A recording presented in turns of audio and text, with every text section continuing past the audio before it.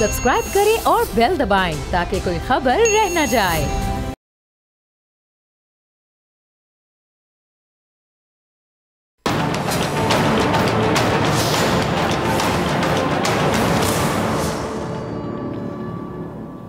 अस्सलाम वालेकुम नाजरीन, मैं हूं डॉक्टर फ़िज़ा अकबर खान और मैं हूं पाकिस्तान और आप देख रहे हैं पाकिस्तान के सबसे बड़े न्यूज़ चैनल का नंबर 1 प्रोग्राम ऐसे नहीं चलेगा। नाज़रीन, एक उस्ताद साहब का तबादला दूसरे स्कूल में हो गया जो पहले स्कूल से बहुत ज़्यादा दूर था। अच्छा, नौकरी थी तो जाना तो लाजिम था। अच्छा, पहले दिन जब वो स्कूल पहुंचे तो प्रिंसिपल साहब ने उनका बड़ा इस्तकबाल किया। कुछ स्कूल के उसूल थे, ज़वाबित वो बताए गए और फिर क्लास में भिजवा दिया गया। उस्ताद साहब ने किताब निकाली और पढ़ाना शुरू किया। जब सबक की तशरीह कर चुके तो एक तालिब इल्म से सवाल पूछा। सवाल पूछने की देर थी कि सारी क्लास जो थी ना वो हंस पड़ी, खिलखिला कर हंस पड़ी। उस्ताद को उस बेसबब हंसी पर बड़ी हैरत हुई और फिर साथ गुस्सा भी आया, लेकिन अपने काम में माहिर थे इसलिए बात को दरगुजर करके वजह तलाश करने की कोशिश में लग गए कि कोई ना कोई वजह ज़रूर होगी जो पूरी क्लास ही हंस पड़ी। अच्छा, तलबा की नज़रों, हरकत और रवैये को देखते और अपने तजर्बे को काम में लाते हुए आखिरकार वो मामले की तह तक जा ही पहुँचे। उन्हें पता चल गया कि जिस तालिब इल्म से उन्होंने सवाल पूछा है वो क्लास की नज़र में सबसे निकम्मा, अहमक, पागल और गायब दिमाग तालिब इल्म है। अच्छा, पूरी क्लास को हंसी इसी बात पर आई थी कि उस्ताद ने सवाल भी पूछा तो किस निकम्मे से। खैर, जैसे तैसे करके उस्ताद साहब ने बाकी वक्त गुजारा, लेकिन जैसे छुट्टी हुई और सारे तलबा बाहर जाने लगे तो उस्ताद ने किसी तरह मौका पाकर उस निकम्मे तालिब इल्म को रोक लिया, उसे कागज़ पर एक शेर लिख कर दिया और उसकी तशरीह समझाई। अच्छा, मुश्किल अल्फाज के मायने बताए बल्कि याद भी करवाए और उसे ताकीद की कि कल इसे ऐसे याद करके आना जैसे तुम्हें अपना नाम याद है, और हाँ, ये बात किसी और को पता भी ना चलने देना। अच्छा, हुआ क्या कि दूसरे दिन उस्ताद ने क्लास में जाकर ब्लैक बोर्ड पर वही शेर लिख दिया और उसके मायने बताए, तशरीह भी कर दी और साथ ही शेर मिटा भी दिया। फिर उस्ताद साहब क्लास की तरफ मुतवज्जे हुए, तलबा से पूछा कि ये शेर किसी को याद हो गया? अगर हुआ तो अपना हाथ खड़ा करे। अच्छा, सारी क्लास तो उस्ताद साहब की बातें सुनने में गुम थी। शेर किसी ने कॉपी पे भी नहीं लिखा, याद भी नहीं किया, सिवाय उस लड़के के जिसे उस्ताद साहब ने खुद ही याद करवा दिया था। अच्छा, पूरी क्लास में सिवाय उस लड़के के हिचकिचाते, झिझकते, शर्माते हुए हाथ खड़ा करने के और कोई एक भी ऐसा लड़का नहीं था जो हाथ खड़ा करता। उस्ताद साहब बहुत खुश हुए, उसे कहा कि सुनाओ, तो लड़के ने याद किया हुआ शेर पूरा सही सुना दिया। अब ये देखकर पूरी क्लास को तो जैसे सांप सूंघ गया। उस्ताद साहब ने लड़के की तारीफ़ की और बाकी सारे लड़कों से कहा कि इसके लिए अब तालियां बजाएं, और सारे तलबा हैरत से आंखें फाड़कर उस लड़के को देख रहे थे जो उनकी नज़र में सारे जहां का निकम्मा था। वो तो परेशान होंगे ना कि उसने कैसे शेर याद कर लिया, और आज उनसे बाजी ले गया वो। अच्छा, फिर पूरे हफ्ते वक्फे से मुख्तलिफ पीरियड्स में और मुख्तलिफ तरीक़ों से ये मंज़र कई बार दोहराया गया। अच्छा, उस्ताद साहब लड़के की तारीफ़ करते और लड़कों से हौसला अफजाई के लिए उसके लिए तालियां बजवाते। बस फिर क्या था, दूसरे तलबा की नज़रें, रवैया और जो सलूक है उस लड़के के साथ बदलना शुरू हो गया और उस तालिब इल्म ने भी अपने आप को बेहतर या कॉन्फिडेंट महसूस करना शुरू कर दिया और उसका कह लें कि जो एहसास कमतरी था ना वो दूर हो गया और निकम्मा, नालायक समझा जाने वाला तालिब इल्म मुकाबले की दौड़ में तेज़ दौड़ने लगा। इम्तिहानात में खूब मेहनत की, अपने आप को साबित किया, अच्छे नंबरों से पास हो गया और अगली जमातों में और बेहतर पढ़ा, यूनिवर्सिटी तक पहुंचा और फिर PhD तक जा पहुंचा। अब नाज़रीन, वैसे तो ये एक किस्सा कहानी जिसमें एक शख्स ने उस एक शेर को अपनी कामयाबी की सीढ़ी करार दिया, जो एक शफीक और माहिर उस्ताद ने चुपके से किसी को पता चले बगैर उसे याद करने के लिए लिख कर दे दिया। अब इस कहानी का सबक है, क्योंकि हर कहानी का कोई ना कोई सबक होता है अगर कोई सीखना चाहे। इस कहानी का सबक क्या है? ये कि लोग दो किस्म के होते हैं। एक वो जो खैर के नुमाइंदे होते हैं, यानी शर के दरवाजे बंद करते हैं, दूसरों की हौसला अफजाई करते हैं, उनको दाद देते हैं, अप्रिशिएट करते हैं, बढ़कर हाथ बढ़ाते हैं, रुकावट हो तो दूर करने की कोशिश करते हैं, तंगी हो तो आसानी पैदा करने की कोशिश करते हैं और तमाम जो है समझे कि दर्द और दुख को समझते हैं। दूसरी किस्म के लोग कौन होते हैं जी? वो लोग ये होते हैं जो शर का दरवाज़ा हमेशा खोलने के लिए तैयार होते हैं, हर वक्त मायूसियाँ फैलाते हैं, रास्तों में रुकावटें खड़ी करते हैं, हौसलों को पस्त करने की कोशिश करते हैं, शिकायतों के पलंदे उठाए फिरते हैं, खैर नहीं शर बांटने के चक्कर चलाते दिखाई देते हैं। हम उस्ताद हैं, सहाफ़ी हैं, सरकारी मुलाजिम हैं, सियासतदान हैं, कुछ भी हैं, हमें भी अपना जायज़ा लेना है कि हम इन दो किस्म के लोगों में से किस कैटेगरी में शामिल हैं। अच्छा, कोई भी खुद पर बुराई का टैग लगाना पसंद नहीं करेगा, लेकिन ये हमारे रवैये होते हैं, हमारा किरदार होता है जो इस बात का तयन करता है कि हम किस किस्म के लोगों में शामिल हैं। अच्छा, पाकिस्तान में क्या चल रहा है, कौन क्या कह रहा है, क्या कर रहा है, ये कोशिश करते हैं, इसका जायज़ा लेते हैं कि लोग किस किस्म के हैं। अब ये जो इस वक्त पाकिस्तान ही क्या, मेरे ख्याल से पूरी जो दुनिया है उसको एक बार फिर ICIJ की तहकीक ने, अगर मैं कहूँ कि हिला के रख दिया तो गलत नहीं होगा। अब जो तहकीकाती सहाफ़ियों के बैनुल-अक़वामी इदारे, उसने जी 3 अक्टूबर को दुनिया भर की आला शख्सियात के जो मालियाती मामलात हैं उन पर एक रिपोर्ट जारी की, जिसे पेंडोरा पेपर्स या पेंडोरा लीक्स का नाम दिया गया। अब ये जो तहकीक है ये दुनिया के हर हिस्से से ताल्लुक़ रखने वाली 1 करोड़ 19 लाख से ज़ायद फाइल्स के लीक डाटाबेस पर मुश्तमिल है। ये तहकीक दुनिया के 117 ममालिक में की गई, जिसमें तकरीबन 150 मीडिया इदारे 150 के करीब वहाँ से ताल्लुक़ रखने वाले 600 से ज़ायद रिपोर्टर्स ने इसमें काम किया, जो 2 साल तक जारी रही। अब इसमें दुनिया के तमाम ममालिक के अफराद के नाम शामिल हैं। अगर मैं पाकिस्तान की बात करूँ तो इस लीक्स में 700 से ज़ायद पाकिस्तानियों का नाम आया है। अब ये लोग कौन हैं, अभी तफसीलात आना, मज़ीद तफसीलात आना बाकी हैं, लेकिन जिन बड़े लोगों का नाम आया है, जिन बड़े कह लें कि पर्दा नशीनों का चर्चा हो रहा है, वो हुकूमती टीम के अहम खिलाड़ी हैं, जैसा कि शौकत तरीन साहब वज़ीर ख़जाना, मोनिस इलाही, खुसरो बख्तियार, इसके अलावा फैसल वाडा का नाम लेकर अपोजिशन हुकूमत पर अभी खुलकर तनकीद कर रही है, तीर बरसा रही है। अच्छा, जब पेंडोरा पेपर्स की आमद का चर्चा हो रहा था तो इससे पहले अपोजिशन वाले वज़ीर-ए-आज़म इमरान खान साहब पर बड़ी उंगलियाँ उठा रहे थे, लेकिन जब सामने आई तो इनकी उम्मीदें जो हैं कह लें कि खाक में मिल गई। लेकिन वो जो तंज़िया तोपें हैं ना, उनसे गोलाबारी अभी भी जारी है। मौलाना फजलुर रहमान साहब का क्लिप होगा, टीम ज़रा चलाइएगा। अरे सुना आपने मौलाना फजलुर रहमान साहब को, अब इनकी बॉडी लैंग्वेज से लग रहा है ना कि पेंडोरा पेपर्स के आने से बड़े खुश हैं, बड़े राज़ी कि शुक्र है ये आए। अब मौलाना को लग क्या रहा है, इनकी खुशी का राज क्या है? इनको लग ये रहा है कि अब इनके हाथ हुकूमत को लताड़ने के लिए एक अच्छा मटीरियल लग गया है। इसीलिए क्या कह रहे हैं कि जी इमरान खान चोर चोर चोर का शोर सबसे ज़्यादा करते थे, लेकिन अब इस पंडोरे में खुद वज़ीर-ए-आज़म के जो इर्द गिर्द मौजूद लोग हैं वो चोर निकल आए हैं। अब यही नहीं, मौलाना साहब तो ये भी ताना दे रहे हैं कि जी PTI वोट चोरी करके हुकूमत में आई, ये नाजायज़ हुकूमत है, इसे दुनिया भी तस्लीम नहीं करती है। अब मैं क्या कहूँ, बहुत अच्छे मौलाना साहब, बहुत अच्छे। ये इल्ज़ाम दुरुस्त तो नहीं है क्योंकि सबूत तो कोई है नहीं, लेकिन फिर भी चले फ़र्ज़ कर लेते हैं कि आपकी बात दुरुस्त मान लेते हैं। फ़र्ज़ कर लें ना कि हुकूमत ने वोट चोरी किए, जैसा कि आप कह रहे हैं, इल्ज़ाम लगा रहे हैं, धांधली करके इक़्तिदार में, जैसा कि आप लोग कह रहे हैं। चले ठीक हो गया, फिर आप बताएं कि आप धांधली के ख़िलाफ़ इंतखाबी इस्लाहात करने से इनकारी क्यों हैं? क्या वजह है इनकारी होने की? ये हुकूमत जाली सही, आप इंतखाबी इस्लाहात में इसका साथ देकर आइंदा के लिए तो दरवाज़ा बंद कर दें, क्यों नहीं कर देते आइंदा के लिए दरवाज़ा बंद?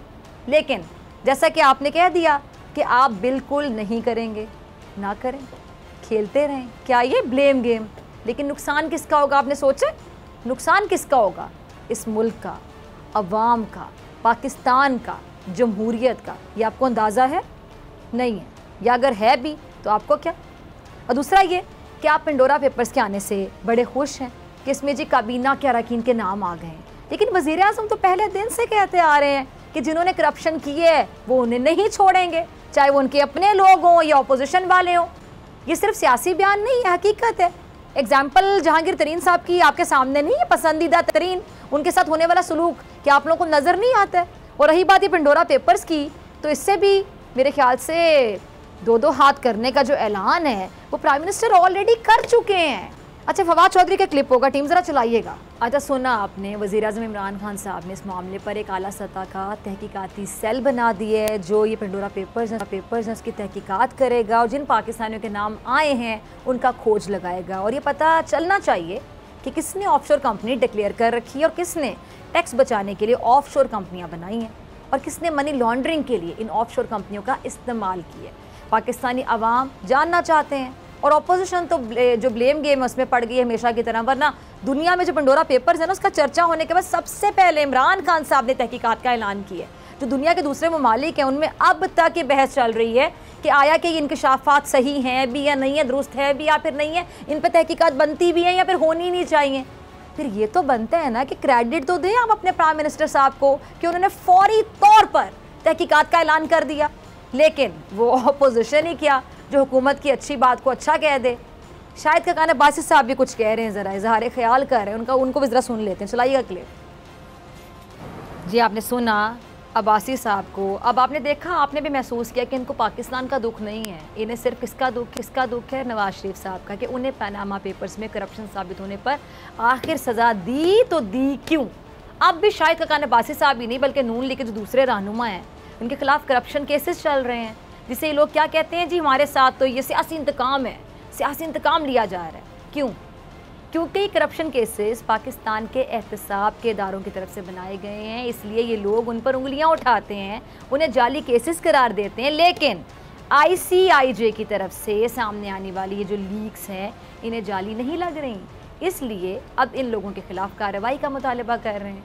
अब यहाँ मैं बड़े अदब के साथ शाहिद खकान अब्बासी साहब को बताना चाहती हूँ कि पनामा पेपर्स भी बाहर से आए थे और उनकी वजह से नवाज शरीफ साहब की जो करप्शन है वो बेनकाब हुई थी और फिर उन्हें पाकिस्तान की सबसे बड़ी अदालत ने सज़ा सुनाई थी और एहतसाब अदालत ने सज़ा सुनाई। और अब शाहिद खकान अब्बासी साहब इल्ज़ाम लगा रहे हैं कि नवाज शरीफ को सज़ा दिलवाने के लिए जज को ब्लैकमेल किया गया। अच्छा जी, किसने किया ब्लैकमेल, ज़रा इस पर भी रोशनी डालेंगे आप। वीडियो किसने बनाई थी? जज अरशद मलिक की। और उस वीडियो को बनाने का मकसद क्या था? ये वीडियो बनाकर आप ब्लैकमेल नहीं करना चाहते थे? अगर जवाब है तो दें आवाम को। अब आप कह रहे हैं कि जी 700 पाकिस्तानियों के नाम आ गए तो सबको नवाज शरीफ की तरह सज़ा दी जाए। अब आप बता दें हुकूमत क्या करे। आप बड़े ज़हीन बनते हैं ना, आप कहते हैं आप बहुत ज़हीन और काबिल शख्स हैं, तो आप बताएं हुकूमत क्या करे? बग़ैर तहकीक करे, बग़ैर सबूत देखे इन 700 के 700 अफराद को जेल में बंद कर दे, फिर आपको सुकून हो जाएगा?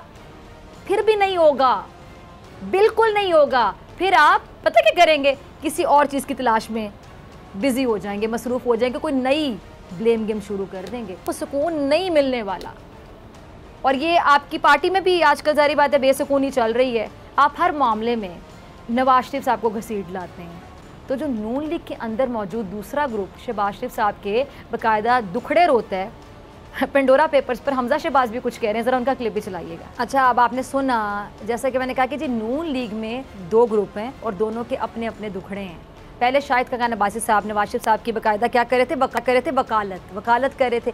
और अब हमजा शहबाज अपने वालिद का दुखड़ा रो रहे हैं कि जब शहबाज शरीफ निसाके मईशत को की जो तजवीज़ है वो लेकर आए तो जी उनका मजाक उड़ाया गया। अब सवाल ये कि किसने उड़ाया मजाक? आपकी अपनी ही पार्टी ज़िम्मेदार है ना, जो शहबाज शरीफ साहब की किसी बात को संजीदा लेती नहीं है, यानी उनकी जो मुफाहमती कोशिशें हैं उन पर ज़ाती राय करार देने की मट्टी डाल देती है। अब मेरा एक नाक़िस सा मशवरा है हमजा साहब के लिए कि आप पहले अपने जो घरेलू झगड़े हैं ना उनको निपटा लें, फिर हुकूमत पर तनकीद शुरू कर दें, फिर बनता भी है, अच्छा भी लगता है। अब आपको ये भी दुख होगा कि बतौर अपोजिशन लीडर चेयरमैन ने आपकी तकर्री पर जो हुकूमत है वो शहबाज शरीफ साहब से मुशावरत नहीं करी। क्यों नहीं करी? तो इसका जवाब हुकूमत की तरफ से आपको पता है कि बार बार एक बार नहीं। अगर मेरे ख्याल से आप नहीं सुन सके क्लियरली तो फवाद चौधरी साहब का क्लिप होगा, इसमें वो जवाब आपको क्लियरली पता चल जाएगा कि जवाब है क्या। ज़रा चलाइएगा जी। तो सुना आपने फवाद चौधरी साहब को कि वो क्या कह रहे हैं जी, नैब ने शहबाज शरीफ साहब को मुलजिम डिक्लेयर किया है और जी शहबाज शरीफ साहब से अगले चेयरमैन नैब के बारे में पूछने का मतलब क्या है? सीधा सीधा ना, ये तो आम जो लोग देख रहे हैं जिनको शायद इतनी समझ बूझ भी नहीं है उनको भी समझ आएगी कि उनका कहना ये कि उनसे पूछने का मकसद यही है, मतलब ये बनता है कि जी किसी मुलजिम से पूछा जाए कि भाई बताएं किससे तफ्तीश करवाना पसंद करेंगे, कि आपकी तफ्तीश आखिर कौन करेगा, आप ही बताएं। अब दूसरी तरफ जो नैब तरमीमी ऑर्डिनेंस है वो तैयार करने वाली जो टीम के 2 अहम अरकान हैं, एक फ़रूग नसीम साहब और बाबर अवान साहब, कहते हैं जी कि चेयरमैन नैब की जो तैनाती है उस पर अब अपोजिशन लीडर से मुशावरत होगी। अच्छा, फवाद चौधरी कुछ और कहते हैं, फ़रूग नसीम और बाबर अवान कुछ और। हुकूमती नुमाइंदों के जो मतजाद बयानात हैं उनसे कन्फ्यूजन पैदा हो रही है कि जी हुकूमत के जो इरादे हैं वो एक्चुअली में हैं क्या पस पर्दा शहबाज में कोई बातचीत चल रही है। अच्छा, इसमें मैं बात करती हूँ, पहले खुर्शीद शाह साहब का ज़रा क्लिप देखिएगा। जैसे सुना आपने खुर्शीद शाह साहब को, और क्या कहते हैं वो कि जी हुकूमत ने अब तक कोई भी वादा पूरा नहीं किया है, इसलिए उन्हें लगता है जी पेंडोरा पेपर्स का जो मामला है ये हो या कोई और मामला जिसे हुकूमत चाहती है उसे NRO दे देती है। अब इनका इशारा यकीनी तौर पे किस तरफ है आप समझ गए होंगे, नवाज शरीफ साहब के बाहर जाने की तरफ है। जिन्हें सज़ा याफ्ता होने के बावजूद हुकूमत ने बाहर जाने दिया। अब खुर्शीद शाह साहब की बात का या कहने का सीधा सीधा मतलब ये बनता है, और यही मतलब है कि जी अब पेंडोरा पेपर्स पर भी कुछ नहीं होने वाला, जिसे हुकूमत चाहेगी उसे NRO दे देगी। अब नाज़रीन, मैं समझती हूँ कि ये कहना मेरे ख्याल से अभी बहुत ही अभी कबलज़ वक्त अभी वज़ीर आज़म ने ये जो पेंडोरा पेपर्स हैं इस पर अभी तहकीकाती सेल बनाया है, जिसमें नैब, FIA और जो दूसरे इदारे हैं वो शामिल होंगे। अब इन इदारों को तहकीकात करनी है, ज़ाहिर बात है इसमें थोड़ा वक्त लगेगा, तो मेरे ख्याल से इन इदारों को जो काम इन्होंने करना है, तहकीकात करनी है, उनको करने दी जाए ना, क्योंकि बग़ैर सबूत के किसी को सज़ा देना भी गलत है, इंसाफ नहीं है, बल्कि इंसाफ का कत्ल है। तहकीकात होंगी और यकीनी तौर पे तहकीकात में जो बात सामने आएगी फिर ही इंसाफ का बोलबाला होगा, क्योंकि अब जो नाइंसाफ़ी का चलन है ना मज़ीद नहीं चलेगा, क्योंकि ऐसे नहीं चलेगा। मिलते हैं ब्रेक के बाद।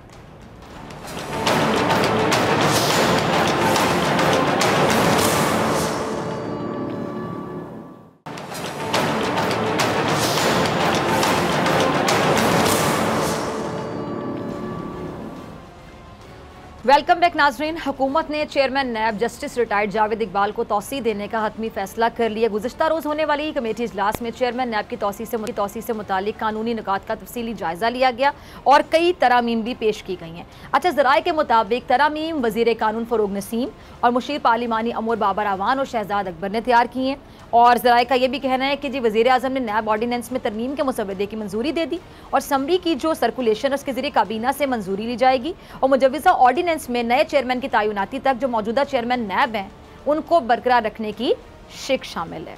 अच्छा, वाज़ेह है कि चेयरमैन नैब जावेद इकबाल की मुद्दत मुलाजमत 8 अक्टूबर को ख़त्म हो रही है। इस पर बात करने के लिए मेरे साथ मौजूद हैं डिप्टी स्पीकर कौमी असम्बली और सीनियर रहनुमा पीपल्स पार्टी फैसल करीम कुंडी साहब और सीनियर सहाफ़ी तजियाकार नज़ीर लगारी साहब। आप दोनों का बहुत शुक्रिया ज्वाइन करने के लिए।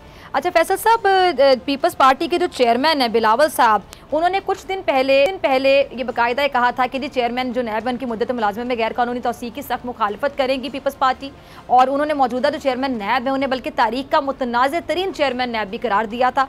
अब अगर तौसीक़ होती है तो पीपल्स पार्टी की क्या हिकमत अमली, क्या स्ट्रैटेजी होगी?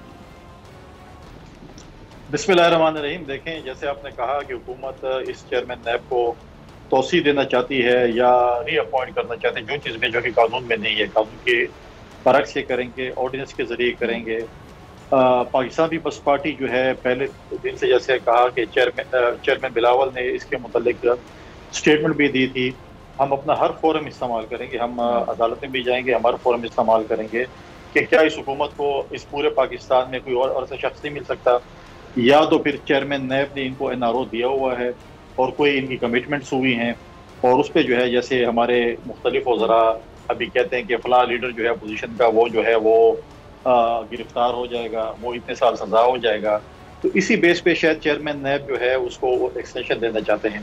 दूसरी बात यह है कि देखें, अब ये बात करते हैं, अगर इनमें संजीदगी थी, अगर ये चाहते कि कोई और हम चेयरमैन लगाते तो 2-3 महीने पहले ही लीडर ऑफ द अपोजिशन को ये लेटर लिखते और उसके बाद वो उसके ऊपर जो है जो जिस तरीके से जो तरीक़ाकार उस पर चलते, लेकिन इन्होंने इनकी जो है यहीं पे इनका बात का पता चलता है कि ये इंटरेस्टेड नहीं थे। एक और चीज़ जो ये बहुत बड़ी बातें करते हैं कि कॉन्फ्लिक्ट ऑफ इंटरेस्ट की, कि हम लीडर ऑफ द अपोजिशन को लेटर नहीं लिखेंगे कॉन्फ्लिक्ट ऑफ इंटरेस्ट की वजह से। आप मुझे बताएं कि चीफ इलेक्शन कमिश्नर के मेंबरान के लिए इमरान खान ने, लीडर ऑफ द हाउस ने लीडर ऑफ द अपोजिशन को लेटर लिखा, उसमें कॉन्फ्लिक्ट ऑफ इंटरेस्ट क्या, वहाँ पर जो है फॉरेन फंडिंग केस नहीं चल रहा। फिर अगर आप कहते हैं कि अपोजिशन लीडर पे केसेस चल रहे हैं या वो जो चीज़ कह रहे मतलब है कि नैब में केस चल रहे हैं, क्या वज़ीर आज़म पे केसेस नहीं चल रहे, क्या वज़ीर आज़म कन्विक्ट नहीं हुए पड़े, तो वो किस हैसियत से लिख रहे हैं। और इनकी जो है इस चीज़ में पूरी इसमें इनके उसके जो है इनकी बेईमानी यहाँ पर ज़ाहिर होती है कि इन्होंने पहले दिन से इसमें इंटरेस्ट नहीं लिया और इसी को तोल देना चाहते हैं। लेकिन मैं एक बात मैं हर प्रोग्राम में करता हूँ, अपने PTI के दोस्तों को बताना चाहता हूँ कि इस मुल्क में आंखें बदलते और वक्त बदलते कोई देर नहीं लगती। ऐसा ना हो कि कल वक्त बदल जाए और यही शख्स फिर आंखें बदल ले और आपके खिलाफ केसेस बनाए और फिर आप इसी तरह बोलें जिस तरह आपने चीफ इलेक्शन कमिश्नर की तैनाती की थी, और फिर आप ऐसा ना हो कि वही जो लग़बात आपने चीफ इलेक्शन कमिश्नर को दिए, ऐसा ना हो कल इसको भी देना शुरू कर। ठीक है जी, लगारी साहब आपकी तरफ आ रही हूँ, आपने फैसल साहब को भी सुना। लगारी साहब, आप क्या समझते हैं कि हुकूमत चेयरमैन नैब को तौसीक़ क्यों देना चाहती है? क्या वो मौजूदा करप्शन केसेस को मंतकी अंजाम तक पहुंचाना चाहती है, या फिर हुकूमत के पास हम ये समझें कि इसके अलावा और कुछ चेयरमैन नैब का ऑप्शन मौजूद नहीं है जिस पर ऑपोजिशन भी राजी हो जाए, ऐसा ऑप्शन? एक तो फैसल करीम कुंडी साहब ने अपनी गुफ्तगू के आखिरी हिस्से में ऐसा ना हो, ऐसा ना हो, ऐसा ना हो की बात की है, तो मैं इस पर एक शेर कह देता हूँ, पता नहीं इस मुनासिबत से है कि नहीं है। जी। ऐसा ना हो कि दर्द बने दर्द ला दवा, ऐसा ना हो कि दर्द बने दर्द ला दवा, ऐसा ना हो कि तुम भी मदावा ना कर सको। कल ये इस तरह बैठकर चीख रहे हूँ, तो यार हमने तो अपना आदमी समझ कर लाए थे और ऑर्डिनेंस भी किया था और हमने ऑप्शन भी ख़त्म किए थे और हमने मशावरत भी नहीं की थी, ये तो हमारे आदमी थे। और बाद में साबित हुआ ये तो हमारे आदमी नहीं है। ये शायद यही बात ये कल बैठकर कह रहे होंगे जो आज बड़े ज़ोर शोर से वकालत कर रहे हैं कि इनको रीअपॉइंट किया जाए या इनको जो एक्सटेंशन दी जाए। पहली बात ये कि मावराए कानून है, ये एक आइनी मनसब है और आइनी मनसब का हमेशा से हमारा ये, मेरा personal as a media person ये हमेशा से मौक़िफ़ रहा है कि आइनी ओहदे पर किसी भी किस्म की कानून साजी करने से पहले ये ज़रूर सोच लिया जाए कि क्या इससे आइन की रूह मजरू नहीं हो रही है, क्या मैंडेटरी नहीं है कि वज़ीर आज़म चीफ इलेक्शन कमिश्नर के तकर्रुर के लिए या चेयरमैन नैब के तकर्रुर के लिए और ऐसे ही बाद दीगर मुनासिब के तकर्रुर के लिए लीडर ऑफ अपोजिशन के साथ मशवरा करें, ये मैंडेटरी है। अच्छा, वो इसको कहते हैं कि हम इसलिए नहीं कर रहे हैं क्योंकि उनके ऊपर मुकदमात हैं। तो मुकदमात एक नहीं 100 मुकदमात हों तब भी each and every person is innocent until he is proven guilty. जब तक कि कोई शख्स मुजरिम साबित हो सकता है तब तक वो शख्स मुल्जिम और मुजरिम में फ़र्क है, बिल्कुल।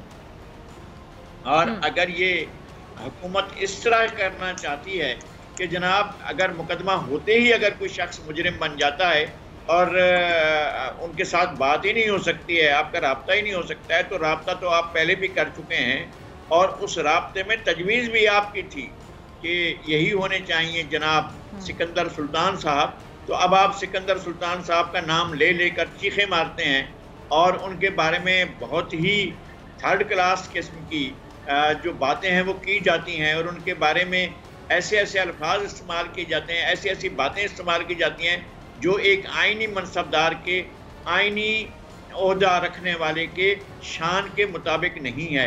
देखें, आइनी ओहदा जो होता है उसका आप कम अज़ कम एक एहतराम तो रखते हैं और ये एहतराम को बालाए ताक रख कर उनके बारे में बहुत ही छोटी बातें वो करते रहे हैं जो वज़रा साहिबान हैं।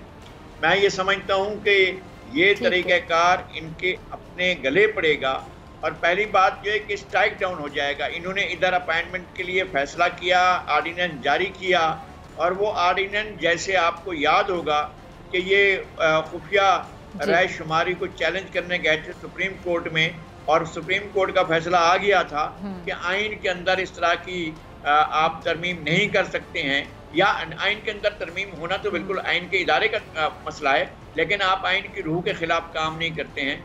ये इसी तरह से आइन के रूह के ख़िलाफ़ जा रहे हैं और जब ये मामला कोई भी फरीक ले जाए, पाकिस्तान पीपल्स पार्टी ले जाए, पाकिस्तान मुस्लिम लीग नून ले जाए, जमात उलमा इस्लाम ले जाए, कोई भी पार्टी ले जाए तो सुप्रीम कोर्ट इसको स्ट्राइक डाउन कर देगी। ये ऐसी बात है जो दीवार पर लिखी हुई है, जिसको कहा जाता है कि ये नविश्ता दीवार है और इसको सुप्रीम कोर्ट जो है वो और फिर ये कि कौन सा ऐसा तरीका है, हाउस है वैसे भी कुछ अखलाकियात होती है, कोई ठीक है पार्लिमानी अखलाकियात भी होती है।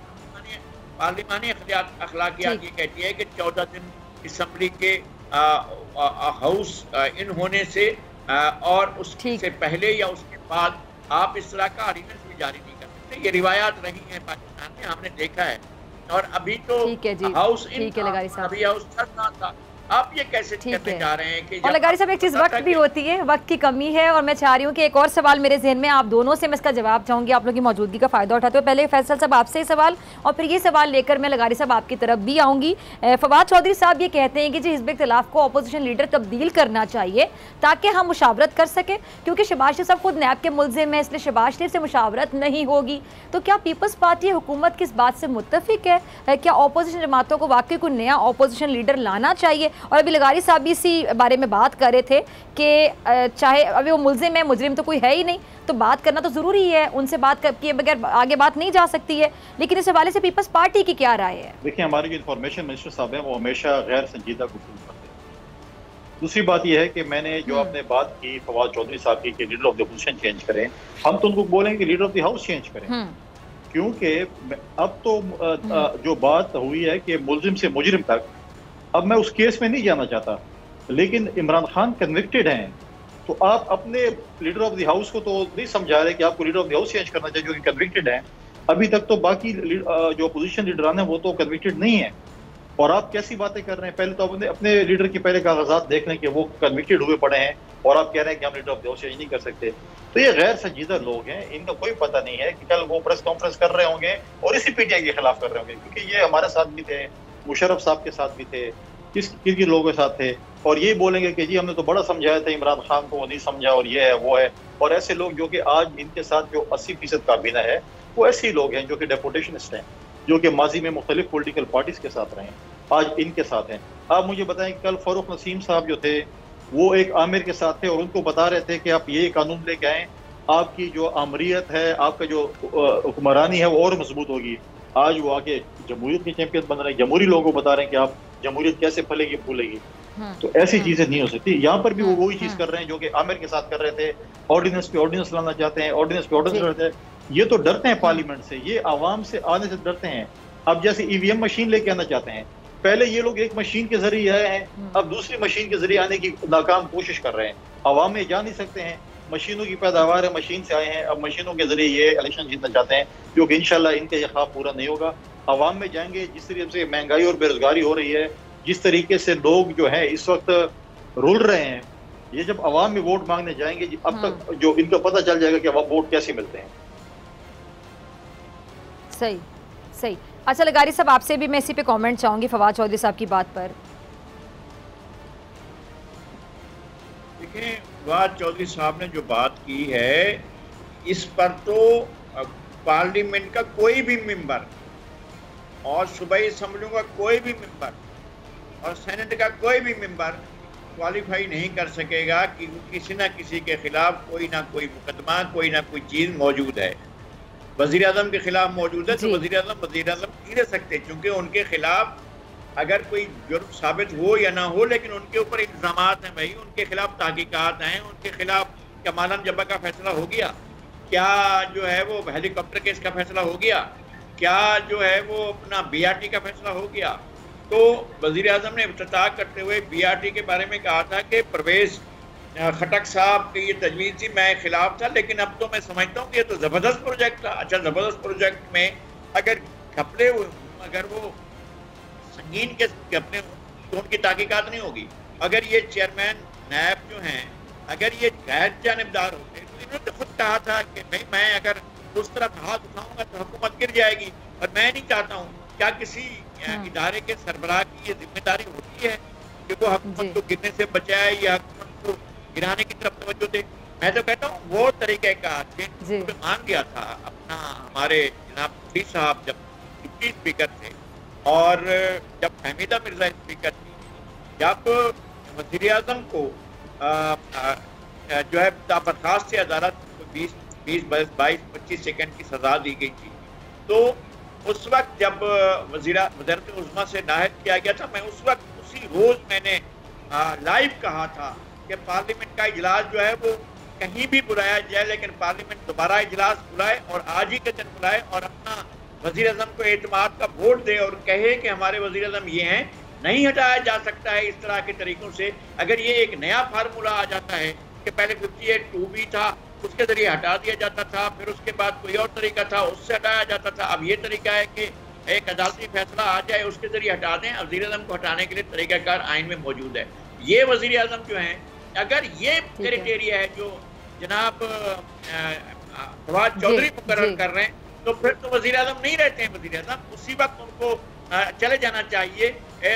जनाब फवाद चौधरी के इस नुक्ताए नज़र के मुताबिक वज़ीर आज़म नहीं रह सकते, बल्कि कोई और भी, यानी बुलाया था ना उस्मान मुख्तार साहब, वो भी चले जाएं। महमूद खान का नाम है ना, वो भी चले जाएं। परवेज खट्टक का नाम है, वो बस चले जाएं।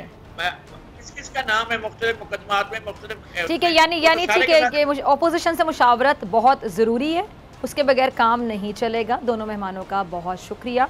और नाज़रीन, ब्रेक के बाद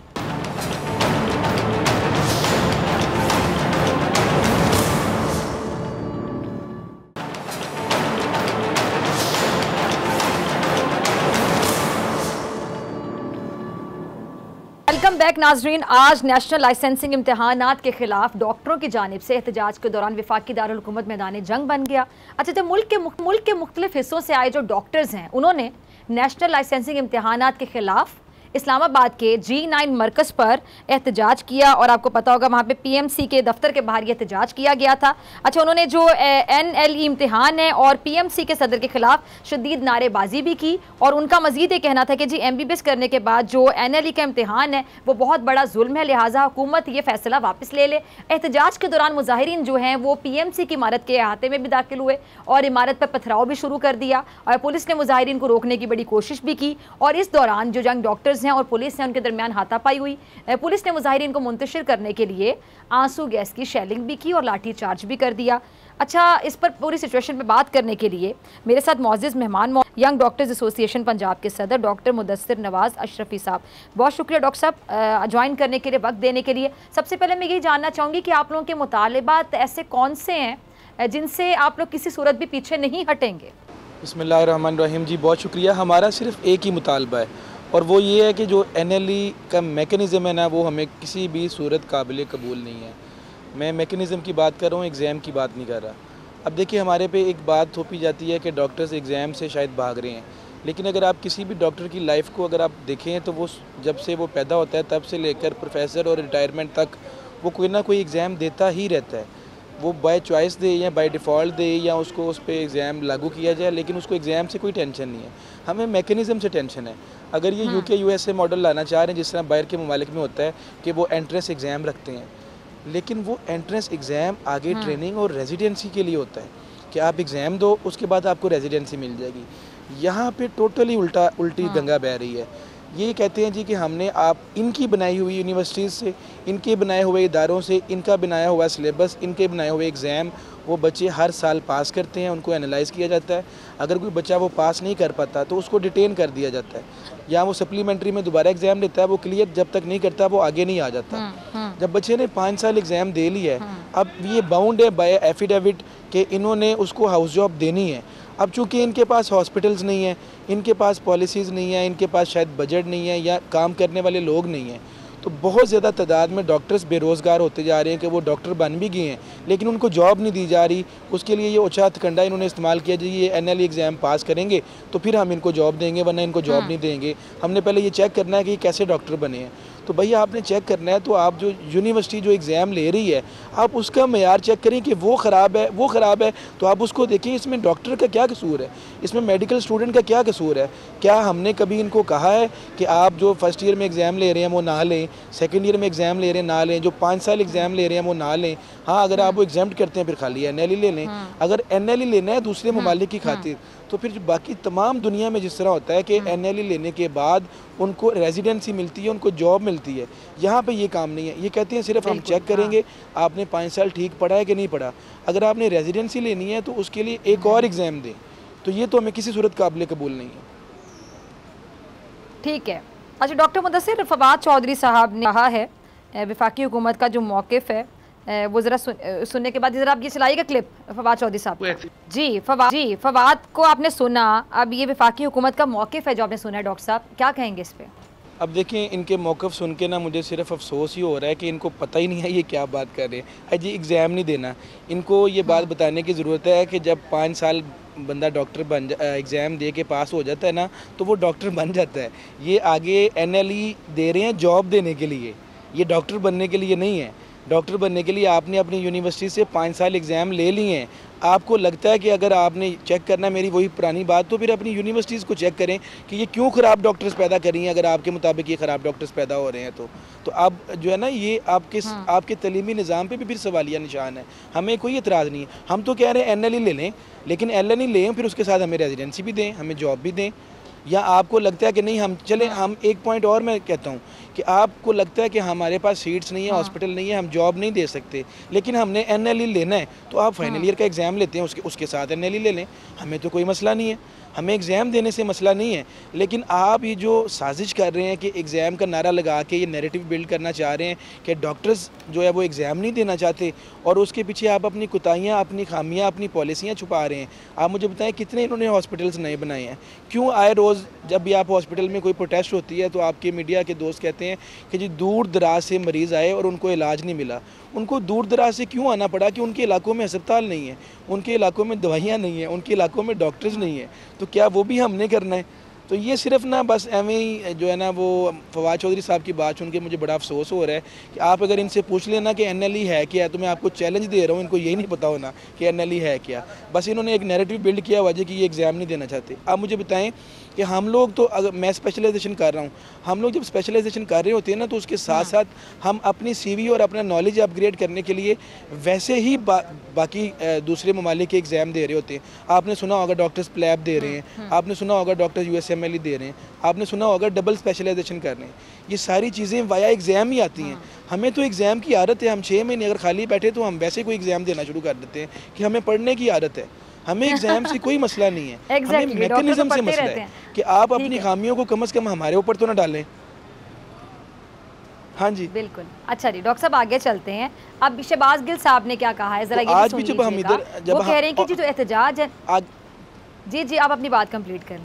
देखिए, अब ये जो NLE का मसला है ना, ये नहीं हुआ कि हम ऑल ऑफ द सडन हमने रात को एक मैसेज लगाया और हम सुबह PMC आ गए, ऐसा नहीं है। हम पिछले 1 साल से इसके ऊपर हॉस्पिटल वाइज कन्वेंशंस कर रहे हैं, इस पे हम सेमिनार्स कर रहे हैं, इस पे हम कम्युनिटी को सेंसिटाइज कर रहे हैं, हम मीडिया के पास आ रहे हैं, हम कोर्ट में गए हैं, हम हर जगह हर दरवाज़ा पे हमने दस्तक दी है कि हमें टेबल टॉक पे बिठा दें। जब हम यहाँ पे भी आए हैं तो हम पहले निकलने से पहले अलल ऐलान ये कह के आए हैं कि जी हम प्रोटेस्ट करने जा रहे हैं, इस तरह का प्रोटेस्ट जिस तरह का इमरान खान साहब ने हमें सबक सिखाया है, क्योंकि सबसे ज़्यादा डॉक्टर्स ने अपनी प्रिस्क्रिप्शन पे लिखा था बल्ले को वोट दें, और हम आज वही हमारे गले का तौक बन गया। यहाँ पे आके सुबह 8 बजे से लेकर 12 बजे तक हम बैठे रहे हैं, इनको बारहा कहते रहे हैं कि आप एटलीस्ट हमारी किसी से मीटिंग करवा दें, किसी से डायलॉग करा दें, जो अथॉरिटेटिव जो है ना वो कमेटी हो, जो एटलीस्ट हमें ब्लैक एंड वाइट में कुछ दे सके। हम कुछ लेके वापस जा चुके कि हमारे हकामे बाला ने, हमारे बड़ों ने हमारी बात सुन ली है, लेकिन इन्होंने 12 बजे तक कोई बात नहीं सुनी।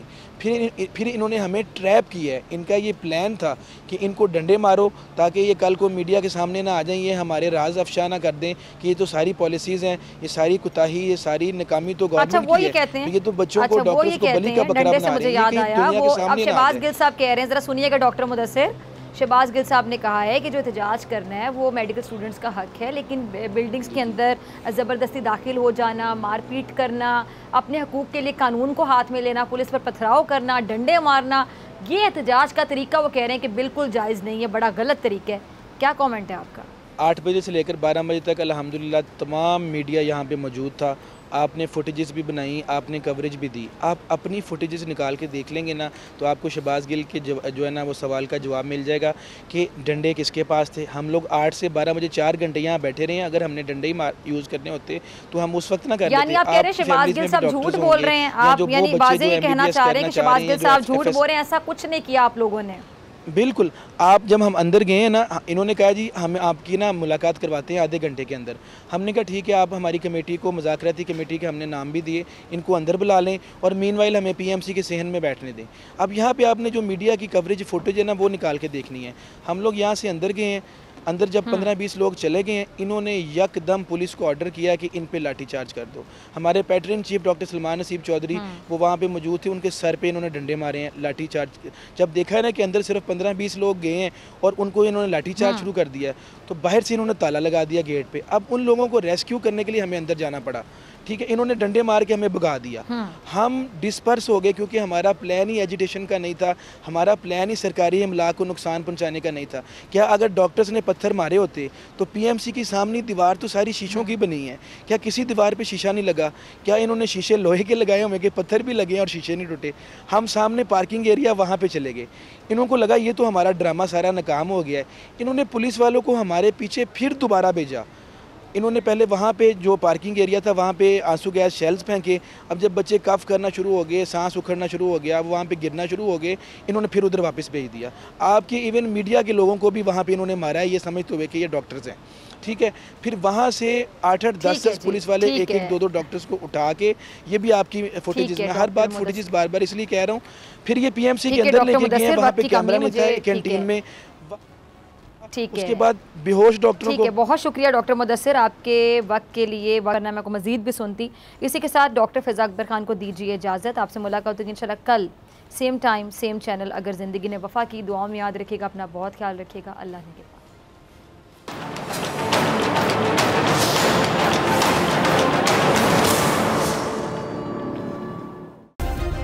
सब्सक्राइब करें और बेल दबाएं ताकि कोई खबर रह न जाए।